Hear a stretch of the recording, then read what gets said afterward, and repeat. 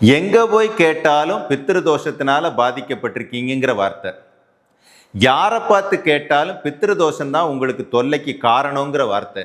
இதை கேட்டு கேட்டு நான் செய்யாத பரிகாரம் இல்லை, எடுக்காத முயற்சி இல்லை, ஆனால் என் வாழ்க்கையில் மாற்றம் இல்லை. ஒரே ஒரு தடவை அந்த பரிகாரத்தையும் அந்த தரிசனத்தையும் அந்த தர்ப்பணத்தையும் உள்ள கொடுத்து பார்த்துருக்கீங்களா? இந்த தர்ப்பணத்துக்கு சொந்தக்காரர் யாரு, இந்த தரிசனத்துக்கு சொந்தக்காரர் யாரு, அவரை எப்படி பயன்படுத்தணும் அப்படின்னு சிவவாக்கியர் சொன்ன முறைப்படி பயன்படுத்தி பார்த்துருக்கீங்களா?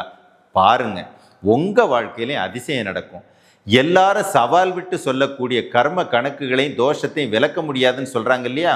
அது அத்தனையும் மாற்றி உங்க வாழ்க்கையை உங்களுக்கு பிடிச்ச மாதிரி வாழ வைக்கக்கூடிய ஒரு அற்புதமான உபதேசம் ஈசான தந்திரா வரக்கூடிய செப்டம்பர் 21 பழனியில் நடக்க இருக்குது.